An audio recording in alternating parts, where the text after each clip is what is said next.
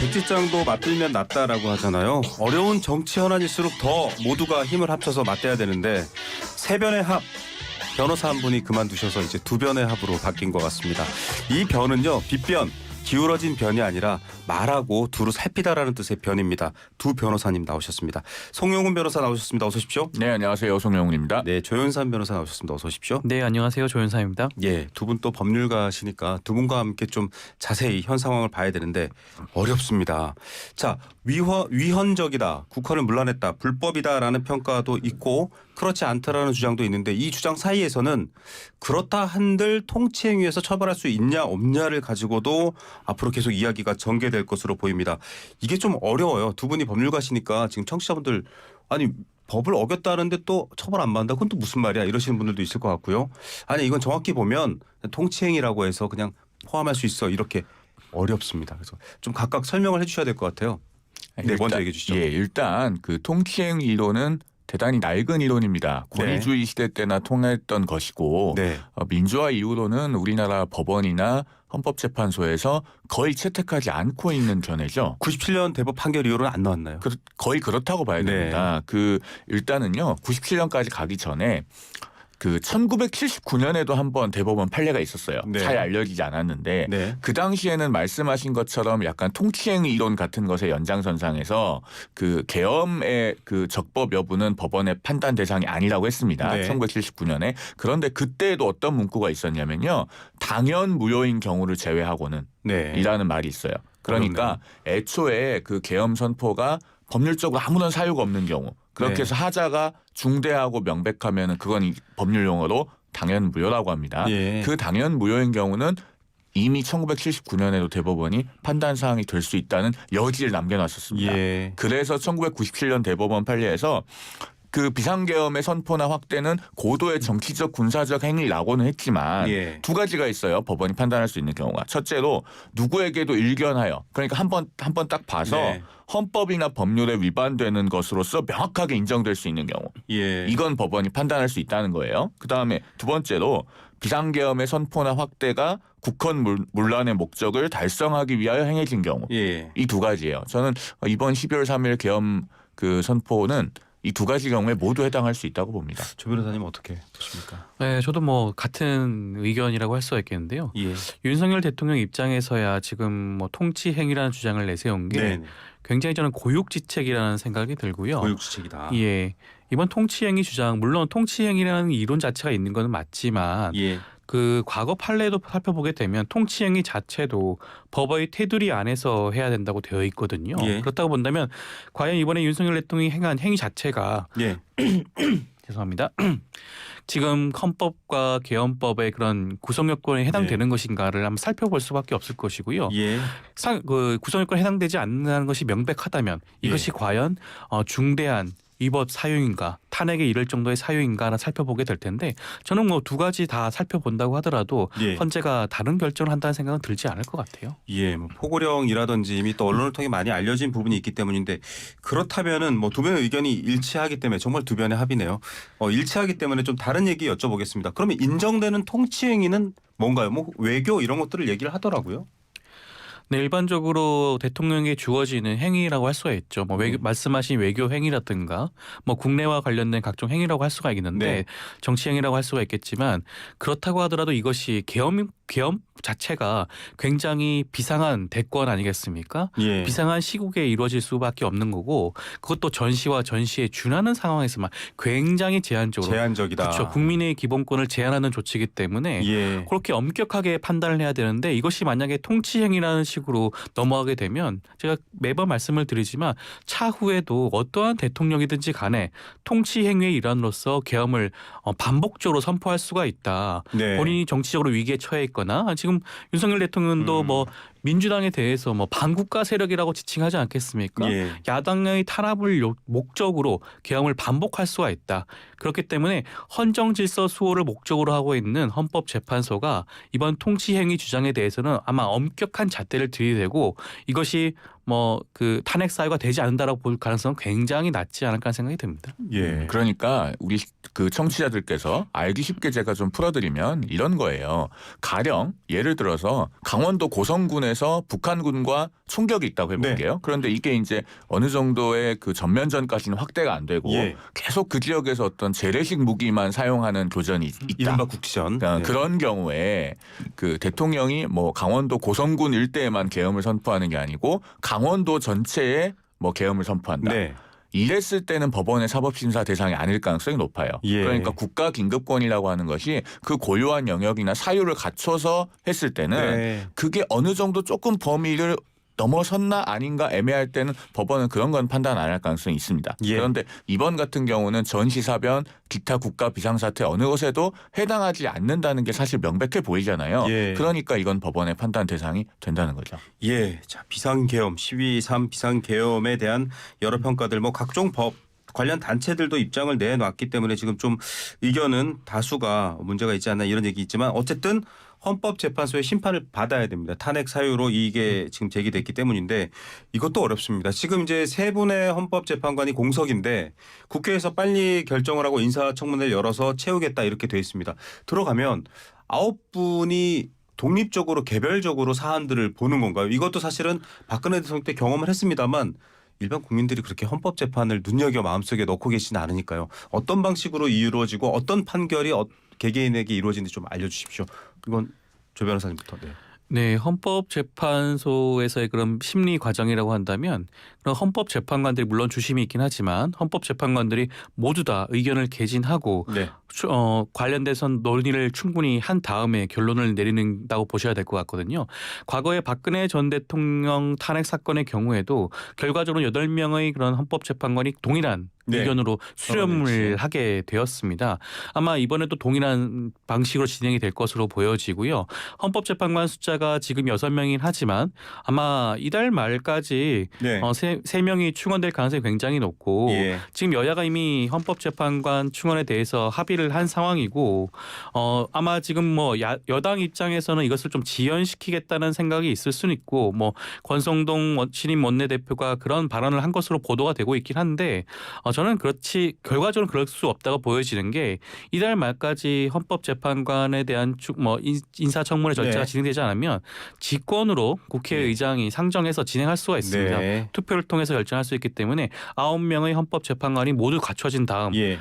모든 그 각자의 그런 입장에 대해서 예. 충분한 논의를 거쳐서 심리를 거쳐서 결정을 내릴 수 있지 않을까 생각이 듭니다. 송 변호사님 이게 이 재판관의 성향에 대한 기사들이 막 나와요. 그러면은 미리 저희가 예단해서 이분들은 반대할 것 같고 이분들은 찬성 이렇게들 또 기사를 읽거든요. 그렇게 볼 수 있는 건가요? 그게 의미가 없어요. 왜냐하면은 우리 언론에서 특히나 이제 임명권자가 누구였는지를 네. 가지고 보수, 중도, 진보 이렇게 분류를 하는데 네. 실제로 헌법재판관들이 임명이 된 다음에 그 결정을 하는 내용들을 뜯어보면 네. 언론의 분류가 안 맞는 경우가 그동안 굉장히 많았습니다. 네. 그리고 아마도 우리 청취자들께서 기억하실 만한 사례로는 2017년에 그 박근혜 전 대통령에 대한 탄핵 심판이 네. 있을 텐데 그 당시에도 이른바 보수 성향이라고 분류됐던 뭐 서기석 재판관, 네. 뭐 조용호 재판관뿐만 아니라 당시 8명의 재판관 중에 가장 보수적이라는 평가를 받았던 안창호 헌법재판관조차도 별개의 의견을 좀 자세히 쓰긴 했지만 박근혜 전 대통령 탄핵 결정에 가담했거든요. 예. 그런 사례가 있기 때문에 지금 상황은 사실은 보수, 중도, 진보의 문제는 아니라고 보여져요. 예. 헌법적으로 이 계엄 선포가 정당화될 만한 근거가 있느냐 없느냐의 문제인데 앞서도 말씀드렸듯이 전시사변 기타 국가 비상사태 어느 것에도 지금 해당될 만한 요소가 없기 때문에 예. 그 정치 성향 내지는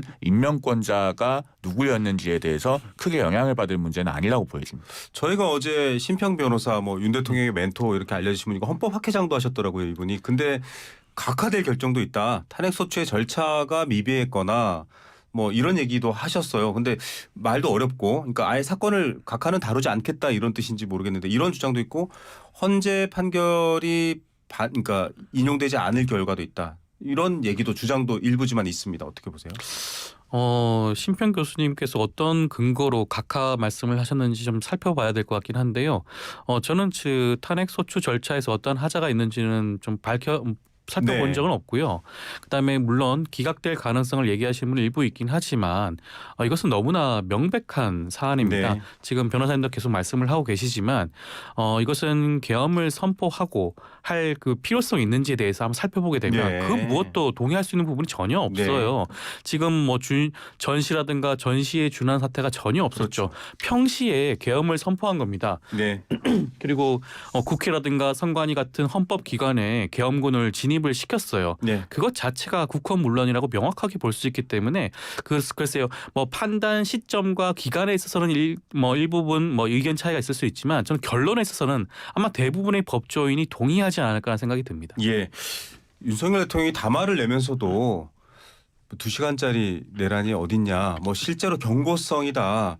뭐 국회가 결국은 계엄 해제 하지 않았느냐. 이거 여당 일부 의원도 말씀하셨습니다. 이런 포석은 약간 탄핵 심판을 염두에 둔 발언이다. 이렇게 해석하시는 분들도 있거든요. 어떻게 평가하세요? 그것도 그렇고 내란죄에서 국헌문란의 목적이라고 하는 것을 어떻게든 부정해 보겠다라고 하는 의도가 있는 그런 그 발언으로 보여져요. 네. 그런데 정말 그렇게 말씀하시면 안 된다고 생각합니다. 저는. 네. 2시간짜리 내란이 어디 있냐라고 하는데 그것은 국회가 계엄 해제 결의를 새벽 1시 1분에 조속하게 했기 때문에 그런 것이지 만약에 뭐 한동훈 대표가 그 당시에 18명의 여당 국회의원들과 함께 국회 본회의장에 들어가는 것이 조금만 늦었더라면 혹은 그 헬기가 저 비행 금지 구역 예, 군이 빨리 투입됐더라면 통과하는 것에 대한 승인을 승인을 빨리 받아서 한 55분 정도 더 일찍 그 군이 국회에 들어왔더라면 이런 가정들이 만약에 성립하는 경우에는 그게 어떻게 되었을지는 아무도 몰라요. 예. 어쩌면은 지금까지도 계엄 해제가 안 됐을 수도 있습니다. 예. 그거는 결국 국회의 노력이다. 뭐 이런 얘기로 할 수 있을 것 같고요. 지금 이제 이 탄핵 심판을 앞두고도 이재명 대표의 또 재판이라든지 법률적인 여러 가지 사안들 때문에 이 시간에 대한 민감한 표현들과 주장들이 많이 나오고 있습니다. 윤석열 대통령이 탄핵 심판을 여러 변론과 적극적으로 박근혜 대통령과는 달리 임하면서 굉장히 좀 최대한 시간을 길게 끌 것이다라는 얘기도 있지만 지금 임기 때문에 4월 19일 전에는 끝낼 거다라는 얘기도 있고요. 알 수가 없습니다. 저희 평범한 입장에서 법률가들 입장에서는 그렇다 하더라도 이런 절차와 이런 방식으로 언제 끝날 것이다. 좀 두 분 다 전망을 얘기해 주시죠. 조 변호사님 먼저. 예. 저는 뭐 기간을 말씀을 드린다면 적어도 4월 전에는 나올 것이다라는 4월 생각이 전. 들고요. 네. 지금 현재 헌법재판관이 6분이신데 지금 추가로 3분이 선임될 것으로 임명이 될 것으로 예. 보여지고 그러면 9명이 되지 않겠습니까? 네네. 근데 지금 4월 중으로 2명의 재판관이 임기가 만료가 되게 되는데 그 2명의 그 헌법재판관을 다시 임명하는 절차에 대해서는 아마 추후에 좀 논란이 있을 가능성도 있어 보입니다. 네. 그 2명의 재판관의 목 자체가 대통령이 지명을 하고 임명을 예. 하는 그런 재판관이기 때문에 네. 과연 지금 한덕수 권한대행이 지명을 하고 임명을 할 수 있는 것인가에 대한 추후에 자칫 잘못하면 그런 뭐 갈등이 발생할 수가 있기 때문에 네. 저는 헌법재판소 자체가 그런 분쟁을 사전에 미연에 예. 방지하기 위해서라도 4월 전에는 결론을 내리지 않을까라는 생각이 듭니다. 예. 비슷한 의견인데요. 그 박근혜 전 대통령 탄핵 심판 때 탄핵 결정을 한 날이 2017년 3월 10일이었습니다. 예. 그날 금요일이었어요. 그리고 그 다음 주 월요일이었던 3월 13일이 그 8명의 재판관 중에 최선임이었던 이정미 헌법재판소장 권한대행 예. 그분의 헌법재판관 임기 마지막 날이었습니다. 예. 그러니까 결정이 4일만 더 늦었으면은 당시에 8인 재판관 체제도 아니고 7인 재판관 체제로 네. 넘어가는 거예요. 그래서 헌재가 그 결정의 정통성을 최대한 확보하는 차원에서 그 임기를 고려한 결정 시점을 정했다라고 보는 견해가 그 당시에도 지배적이었거든요. 예. 그러면은 이번에 4월 18일에 임기를 만료하는 2명의 헌법재판관, 네. 문영배 헌법재판소장 권한대행과 이미선 헌법재판관은 모두 다 대통령 임명 몫입니다. 네. 그러니까 국회 선출 몫하고는 달라요. 예. 한덕수 권한대행이 그 지명권을 행사했을 때 사실은 이게 권한대행의 범위로서 적절한 거냐라고 예. 하는 논란이 앞서 말씀하신 것처럼 있을 수가 있어서 헌재도 그런 부분을 고려할 가능성이 상당히 있어 보입니다. 자, 뭐 아무리 여러 상황들 윤석열 대통령이 변호인단을 꾸려서 여러 가지 탄핵 심판에 대해서는 충분한 시간을 활용한다고 해도 4월은 넘지 않을 것이다. 4월 중에 4월 중순에는 해결될 것이다. 그 심판이 나올 것이다라는 얘기인데 빨라질 가능성이 있나요? 그거는 좀 상황을 봐야 될 것 같은데요. 그런데 윤석열 대통령에게도 방어권은 충분히 줘야 되지 않겠나라는 네. 생각을 저는 개인적으로는 합니다. 왜냐하면은 어쨌든 대통령 탄핵 심판이라고 하는 것은 대단히 엄중한 사건이거든요. 예. 그리고 우리가 일견 보았을 때 예상되는 어떤 결론이 있다고 하더라도 예. 그 탄핵 심판의 성격상 파면이라고 하는 엄중한 효과를 가져오는 네. 것이기 때문에 피청구인에게 그 절차적인 방어권은 충분히 보장이 돼야 되고 그다음에 예. 이 사건은 진행되는 과정에서 검찰 그리고 지금 수사기관이 약간 분산되어 있는데 예. 경찰이나 혹은 공수처의 수사 기록도 헌법재판소가 문서 송부 촉탁을 통해서 받아봐야 됩니다. 예. 거기에 소요되는 뭐 시간도 약간 있을 거고 그리고 증인들도 상당수 필요하거든요. 예. 뭐 대표적으로 김영현 전 국방장관이라든가 네네. 지금 계엄 선포 후에 계엄 사무의 실행에 관련된 사람들. 네. 을 대거 증인으로 불러야 되기 때문에 그런 점을 고려하면은 4월까지는 그래도 충분히 채워질 가능성이 상당히 있지 않을까. 저는 그렇게 봅니다. 예. 자, 시간은 일단 4월로 많이 예측이 되고 있는 상황이고요. 헌법재판소법 51조를 보면 지금 이제 내란 혐의로도 수사를 받고 있습니다. 이 수사와 관련해서는 조금 일정의 차질이 있지 않을까라는 또 얘기도 있었거든요. 이거는 뭐 여러 해석들도 나왔습니다만 두 변호사님도 의견이 같으신지 영향을 주지 않는다라는 판단이십니까? 예, 아마 윤석열 대통령 측 입장에서는 여기에 대해서 아마 요청을 할 것으로 보여지지만 예. 과거 박근혜 전 대통령도 동일한 사안에서 네. 요청을 했지만 헌재가 거부했던 전례가 네. 있거든요. 저는 아마 이번 형사재판과 헌법재판소 이런 심리는 전혀 별개의 문제로 진행이 될 것 같고 예. 헌법재판소 자체가 형사재판을 다루는 곳이 아닙니다. 예. 공무원이 파면 여부를 결정하는 곳이기 때문에 전혀 별개의 사건으로 진행할 가능성이 더욱더 높지 않을까 생각이 듭니다. 예. 저는 결론에 대해서는 의견이 같은데 이유는 좀 달라요. 그 네. 박근혜 전 대통령 때는 박 전 대통령이 탄핵 심판 중에는 형사 재판을 받고 있지 않았어요. 예. 현직 대통령의 신분이고 내란죄나 외환죄가 아니면 현직 대통령은 형사 소출 못 하잖아요. 예. 그래서 퇴임이 되고 나서 그 다음에 이제 그 조사도 받고 네, 그랬죠. 기소가 됐었습니다. 그래서 그때는 좀 적절한 사례가 아니고 이번에 이제 헌재가 그 절차를 정지할 것인지 여부에 예. 관해서 가장 관심을 기울일 부분은 이겁니다. 헌법재판관들이 이건 굉장히 국가적으로 그 중요한 사안이고 네. 특히나 전례가 없는 일이기 때문에 사실관계까지 꼼꼼히 밝혀서 헌법재판소 결정문의 완결성을 최대한 갖춰야 된다. 예. 여기에 비중을 둘 거냐 아니면은 과거 박근혜 전 대통령 탄핵 심판 사례처럼 위법이 될 수 있는 부분은 어쨌든 형사법원에 가서 가리고 네. 여기서는 최대한 헌법 위반인지 여부만 판단을 하겠다. 그렇게 네. 해서 쟁점을 좁혀서 탄핵 심판 자체를 빨리 가져가는 걸로 할 예. 거냐. 이걸 이제 헌법재판관들끼리 어떻게 합의하느냐에 달렸습니다. 예. 그런데 제가 앞서도 말씀드렸지만 그 임기 변수가 있잖아요. 예. 임기 변수가 아니면 전자를 택할 가능성도 있어요. 예. 워낙에 이게 전례가 없는 사건이기 그렇죠. 때문에 오히려 사실관계까지 꼼꼼하게 밝혀서 역사적인 결정문을 남겨야 된다. 이렇게 갈 가능성이 있는데 임기 문제 때문에 절차 정지를 택하기가 좀 어렵지 않을까. 개인적으로는 예. 그렇게 예상합니다. 그러면 이제 수사 상황에 대한 질문을 좀 드려보겠습니다. 자, 내란 혐의고요. 국회는 어떤 법에서도 정부의 공권력 또 군인을 이용해서 막을 수 없게 되어 있다라는 부분을 침해를 했다라는 부분들을 포함해서 지금 군인들이 줄줄이 구속이 되고 있고 증언들이 좀 나오고 있습니다. 이제 수사를 통해서 확실히 재판정에서 가려져야 될 부분인데 내란 혐의의 우두머리 법률 표현입니다. 우두머리로 윤석열 대통령이 지목됐는데 지금 출석 요구라든지 여러 가지 검찰과 또 경찰을 포함한 공수처를 포함한 이 공조본부의 요구는 거부하고 있는 상황이거든요. 체포시도 강제 구인 얘기도 나오고 있습니다. 가능성 있는 얘기일까요? 지금 너무 수사기관이 그 각자의 입장에서 지금 그 출석 요구를 하고 있는데 네. 저는 이것이 괜히 윤석열 대통령 입장에서는 빌미를 제공할 수가 있는 게 아닌가라는 생각이 드는 게 네.